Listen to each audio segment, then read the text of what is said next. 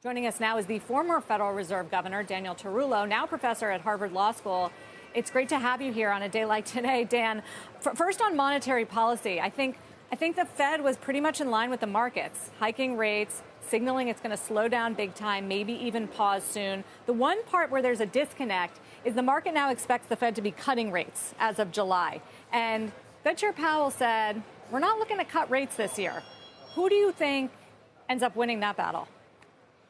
Well, I really don't know, obviously, but I think what was going on in that discussion was pretty clearly Jay Powell's effort to walk this rather narrow line between the concerns that everybody has about credit conditions tightening on the one hand and the Fed's continued concerns about inflation.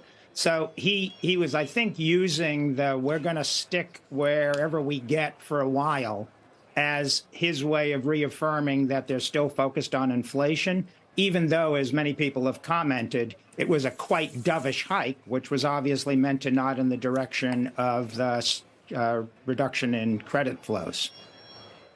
So you've been at the Fed for a long time, 2009 to 2017, and you were in charge of bank supervision, right? Financial regulation. What do you think went wrong here at SVB?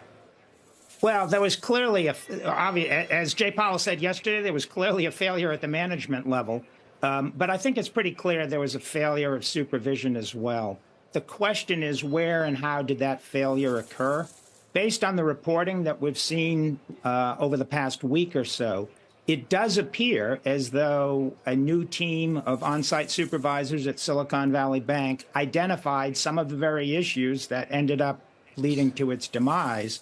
But there wasn't a follow-through on that. And I should say, one sees that not infrequently. If you look at failed bank reports, the material loss reviews that are done when a bank fails, oftentimes you will see the supervisors identified the problem, but then they didn't push hard enough to get the bank to resolve it. So maybe that's what was going on here. And the additional question is, to what degree was the on-site team following guidance or leads from Washington over the past several years? So the question of supervisory responsibility may be a shared one. So do you think there was a lapse here by the Federal Reserve? There's absolutely a lapse. Fed?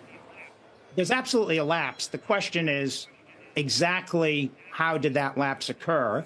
And I think it's quite likely that the on-site team bears some of the responsibility, but the question I'm also putting on the table is whether some of the failure of the team to follow up in a very rigorous way may have had something to do with the guidance that they were getting from Washington on bank supervision generally. I don't mean on SVB, right.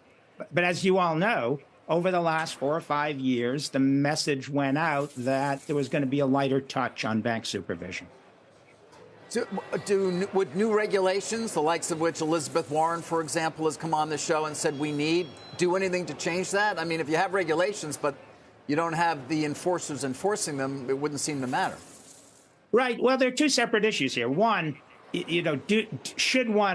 should one roll back what both the 2018 legislation did and the 2019 Fed implementation, which went well beyond, in deregulating, went well beyond what the legislation called for? And, I think that legislation was built on the false premise that banks of under $250 billion are not collectively systemically important. They are. So some change in regulation needs to be made. The Fed has some authority to do it, even with no legislative changes. But whatever kind of regs you have in place, you do rely on supervision. I mean, look at it this way. If you rely totally on regulations, you have to set your regulation with, if not the worst case, one of the worst cases in mind, and thus really tighten regulation on all banks. And if you do that, the credit constraints are on an ongoing basis are going to be considerable. So you want to be able to set your regulation in a way that applies, but then the supervisors fill in.